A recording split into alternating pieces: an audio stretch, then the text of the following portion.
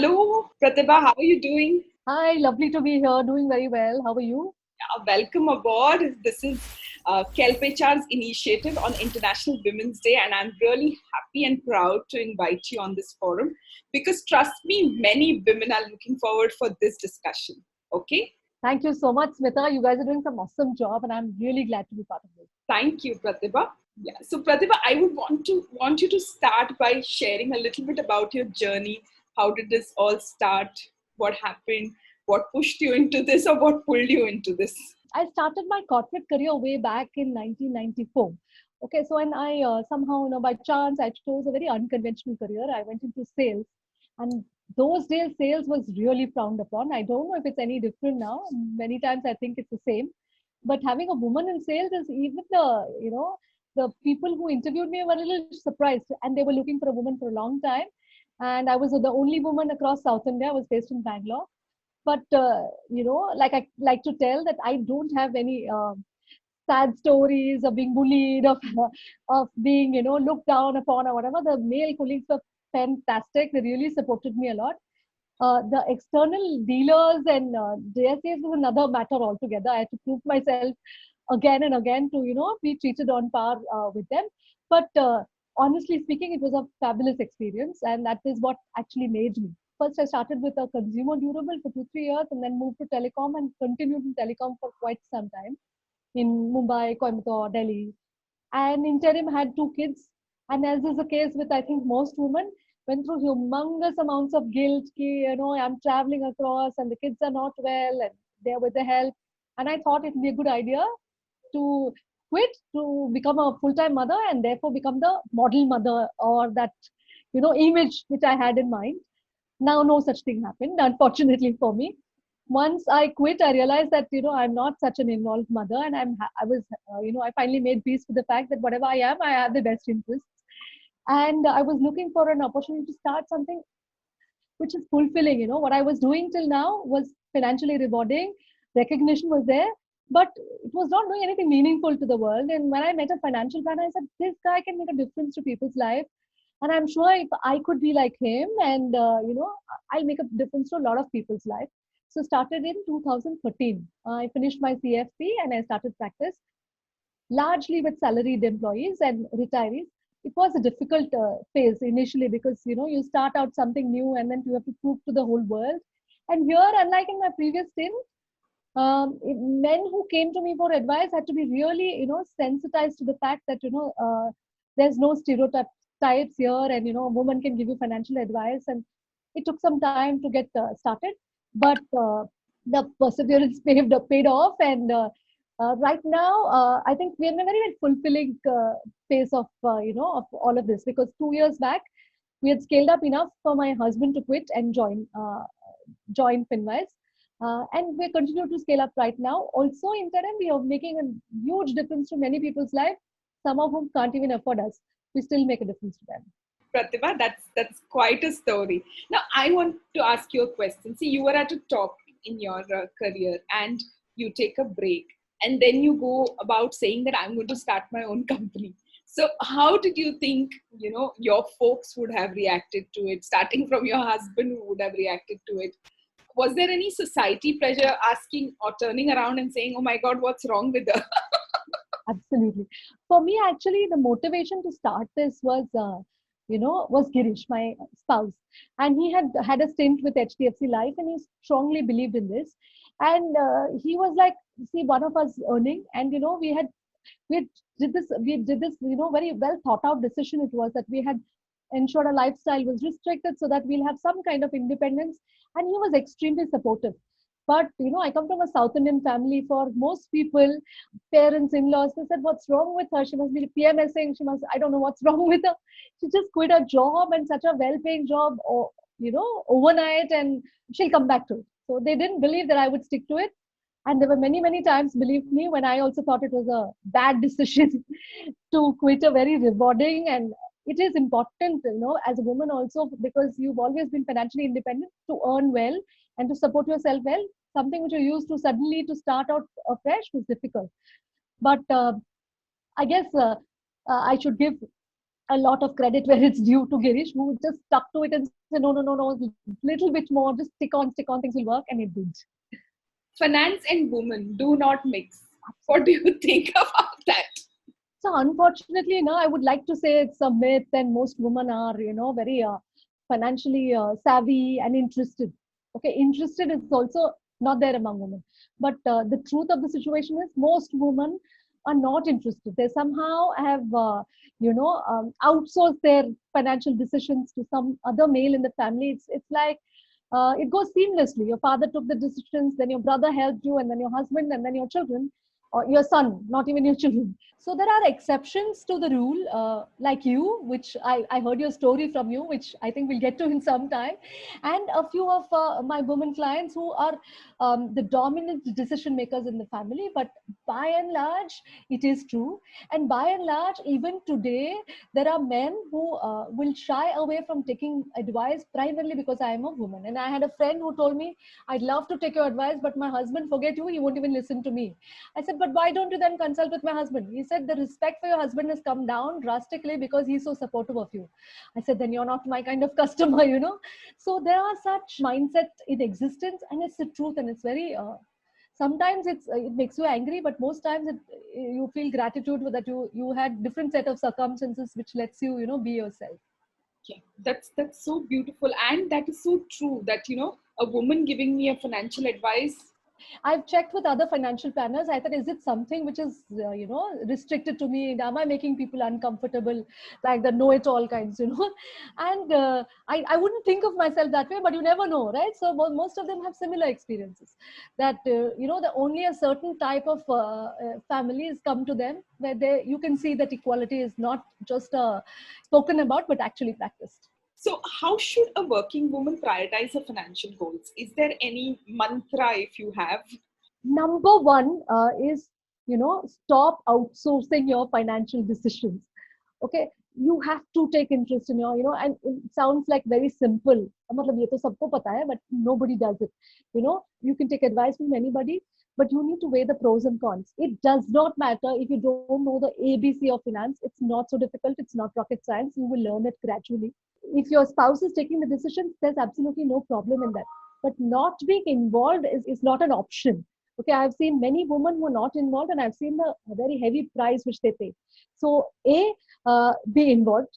B, be conscious of the fact that as a woman, your careers have a lot more breaks than the men do. You have a maternity break, you have a break to take care of ailing in-laws, and whatnot in between, And after every break, getting back is that much more difficult. And whatever you may say, what I noticed, two people who graduated from the same institute, same pedigree, same intellect, whatever, and the salaries are vastly different. Husband and wife from the same institute, known forever, but one is 2x, one is x. So the women's salaries are lower. So we have to, number two is you have to be conscious of the fact you're going to work for lesser salary for a lesser number of years. And if being independent has any value to you, independent financially, then it is very important to get some clarity on your goals and to start saving towards them without any delay. Yes. And it's not only about your money. I am involved in my money, you're involved in your money does not work. It's ultimately family finances, and most families who achieve their financial independence there's a lot of well-being. It's a joint decision. If it's not a joint decision, at least the woman knows most of it. Be part of the decisions. Do not, do not move away from it. I'm maybe exaggerating or pointing it out once too often, but I find this very difficult that women just say that he's there, no, he knows it better. Yes, he knows it better, but you need to know too. So as I told you, in our case, it was a little different. Oh, yes. So I remember I was struck with dengue one day, and I realized that Chetan was not very interested in financials, right? So and lying there, dengue, I couldn't move an inch, and I thought maybe I'm not going to recover from here. And at lying down on that bed, I realized maybe what happens if he doesn't find out where the finances are. It's a scary thought. Now it doesn't sound, but it is. Yeah, it was a scary thought. And first thing when I recovered from dengue was make an Excel sheet. Oh, yeah. I guess it works both ways. Both spouses need to be involved. Not only women. Yeah. Yes, both spouses. So yes, you have to ensure that, and if you have kids who are above 18, or can understand why 18, if they understand finance, we should involve them also to make them understand that what is where and how it is done. In fact, teach some finance habits. I think you will be better telling this things, but yeah, can come only from a mother, and I just miss that, but it's a wonderful thought. And I think that also we don't take seriously. I think it's very important for us to have money conversations with children, to tell them, I do this, I used to do it initially, not anymore, this financial wellness camps for children. And I tell them, you go and invest this money, some in FD, some in stocks, and ask your parents to show you. And they used to really eat the brains out of the mother, saying, show me what has happened. And those people, they understand a lot of things very early in life. Our school, our education system doesn't prepare us, but this is a very, very important life advice, which, or, involvement which you can do with your children, and you'll really be happy to do that. I'm so glad that you brought that up. Yes, absolutely. Very early. 10, 11 years, I think, is good enough for them to understand some. But you can play some games. There's a Chanakya Chakravyu, I think. There's some game which is there, which helps you understand finances in a playway method, Mothers play a very important role. And I remember my mother pushing us to go to the bank. Simple things like, how do you make a deposit in the bank? How do you withdraw? Those are those early stages. What is an FD all about? Those were the times of FDs, right? So how do you, and when we started making money, one important lesson I had learned from her, I don't know, Pratibha, how important it was. She always said that income minus savings is equal to expenses. Absolutely. You hit the nail on the head, and that shows, Smita, I think a lot of credit goes to your mother for your involvement in finances. And most people completely forget this. If you go the other way, like the mathematics, what it teaches you, income minus expense equal to savings, then you're going to be running for a long, long time in the same place and getting nowhere. So this is one very important aspect that you put in mind, that you have an income, there is a certain percentage you save, and whatever is remaining is what is available to you spend. If it's not good enough, too bad, bring down your lifestyle. How would you handle a situation where a colleague had been sexist or insensitive? See, I don't mean like strongly sexist or strongly insensitive, but there has been, it could have been instance where they were mildly past some comment which you might have raised your bro, and how would you deal with such situation? Yeah, I don't think there's a single woman in India who's not faced this.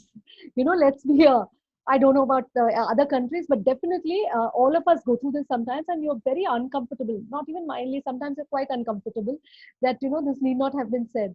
What I have always believed is, if you do not voice your opinion, then people take it for granted that you're okay with this kind of behavior. So what has worked for me always is I have a private conversation saying, see, this is what you said that day, and that doesn't make me feel comfortable. This doesn't work for me. And it's always, because it's not been a very, a big abuse or whatever, it's always worked for me. So they're a little more conscious. Sometimes they make a joke out of it, and she's there and she's now hoity-toity and we can't say this, but that's okay with me. That's better than being the butt of some sexist jokes. Can you give an example of how you advocate a sense of equality and sensitivity within your people around? Do you do anything to ensure, your clients that you deal with, your folks that you deal with? There are a lot of differences in the needs of women and men. They're different, but to treat them both equally, because both of them, irrespective of whether the woman is earning, she's not, she's housewife, those are choices which she's made. But I think to treat them equally is the first step, to talk to both of them and not just, you call two people for a meeting and you're addressing all your questions to one. I always ensure that, both of them are equally interested. In cases like yours, I do make it a point to ask more questions to the male so that, a little more participation comes. I think that helps in a lot of ways to bring that equality. And I never, when there are when there are many times, like I have a couple of clients where the woman is earning far, far more than the man, or is older. These are things which, irrespective of who's earning more or who's earning less, both spouses are given an equal say in whatever decisions they take. And our advice is meant for both the man and the woman when it's a family. Obviously, if one of them is my client, then my interest is to take care of the person who's my client and not. So reminds me of a story, Pratibha, I would want to share on this. So I had met this financial planner of ours, like I think 3 or 4 years back. Chetan and I walk into his office and we show him whatever we have done till now. So he reviews and then he sees our term insurance, which is of equal amount, right, for Chetan as well as me. And he turns to Chetan and says that why does Smita have such a big term insurance? And Chetan looks at me, I look at him, and we are like, what kind of a question is that? So he's like, no, women see love and affection. If, term insurance is if what happens in case one person dies. So love and affection cannot be replaced because that's what a mother gives. But, financials should be more from father's side. Why don't you push this amount to yours? So we were both looking at it, and then Chetan very firmly said, no, this is how we want it to be, without being disrespectful. He said, no, this is how we want to be. Now, we recently went to him. His whole attitude has changed. Maybe he's also grown, learned. Yes. What I realize is that, he also must be meeting a lot of people. Maybe we were the first one who met a different couple. But then over a period of time, he must have realized the importance of women in his clientele, and he has also changed his attitude. So what I strongly believe is people should start speaking up. Yeah. Yes. I want your view on that. What do you think will make that change or difference for people? So this was a clear sexist comment. If you, I get your point. Yes. I don't know. I think one should get sensitized as a planner also. And in fact, I just proposed to my study group of planners that I want to come and do a session on how do you handle a woman separately? Like I told you, a single woman have different challenges. How do you handle a single woman? What not to say to her? Because many people have said things which irritate the hell out of me, and some have ignored me. And as a client, I can see that it's going to happen, and how to involve both these clients. So that's my contribution to ensuring that every planner treats the woman, equally. One cannot be an expert in everything. So if you're looking for advice, I would suggest that you go to people. This I may not be the best person to advise you. I am more suited for the salaried, for the doctor, and for, look at people who will customize the solutions for you, have a lot of experience, in handling your kind of clients, and who puts, who can get into your shoes and give you advice which is best suited to you. There are different people who cater to different, somebody to businessmen, somebody to single women, somebody to, only very happily married couples, irrespective of, so you look for those niches and you will find them, and also somebody who doesn't shy away from explaining the reason why behind it. So I just feel that if you're a customer, if you're at a place today, and you should move a little forward in 1 year's time, because you should know why you did this mutual fund, or why you didn't do it, or why you did debt, why you did equity. Ask these questions. Who doesn't make you feel dumb or stupid because you're asking questions? Who encourages you to ask? Does managing work and family get difficult in financial jobs because it's high pressure job? Not actually, Smita. When I was in a corporate, it was very difficult, very hectic. Luckily, for being your own boss also means that you have flexible schedules. Your travel is flexible. So if your kid is not well, then you postpone your meetings. You can prioritize easily. What actually is difficult is for the family to recognize that, irrespective of whether you're working with a corporate or not, you're doing a very important job, and you're trying to set up something which is big and meaningful. So what is important is that the family, which includes the children, respect what you're doing, and give you the time and space which is required to work. So today, if initially when my kids used to thank me for cooking them a meal, I should think, am I being a terrible mother? I never thank my mother, but I'm very happy they're doing that now, because they think that I am doing something which is out of my way for them, and they're not taking whatever I'm doing for granted. So I guess a sensitive family, which includes the spouse, children, and if you stay with in-laws, of course, them as well. I don't. So makes life a little easier.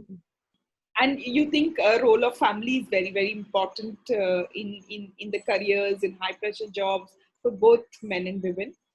Absolutely. Sometimes you're so stressed out, and you also, then you're on your own. That, Smita. So when you achieve something, you need people to celebrate with. Unlike as in a corporate where you have tons and tons of people coming and congratulating you, fake, yeah, acha, I don't know, but whatever. You feel that you're surrounded by so much love and so much appreciation. Yahan pe, whatever you achieve, it's for you to. So when you have a family which is celebrating all your small wins and, picking you up when you're really down in the dumps, it makes working a breeze actually.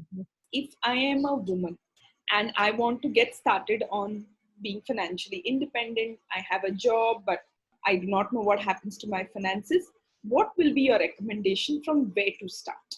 Number one, you start with where you are today, okay? Because you want to chalk out a plan of where you want to go, and for that, it's very important to know where are you currently, so you know which direction you have to head. So you chalk out a plan in terms of what are your assets, what is your income, where are you currently.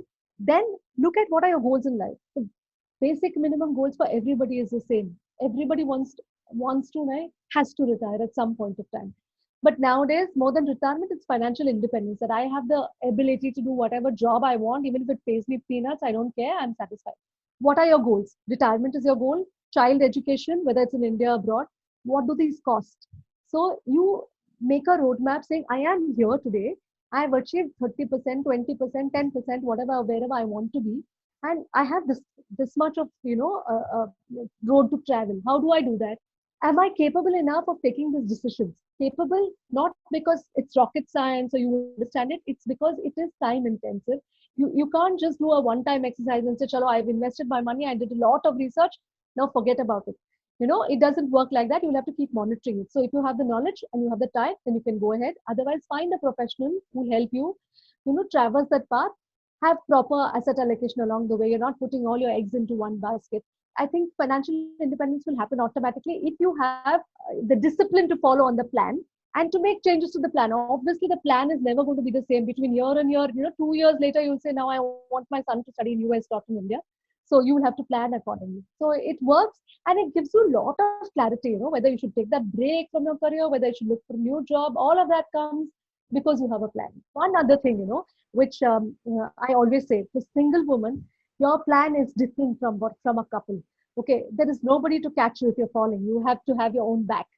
Okay, the 2-3 things which you need to keep in mind. Everybody's plan starts with, have you outsourced your risk, which in simple terms means, do you have enough life insurance?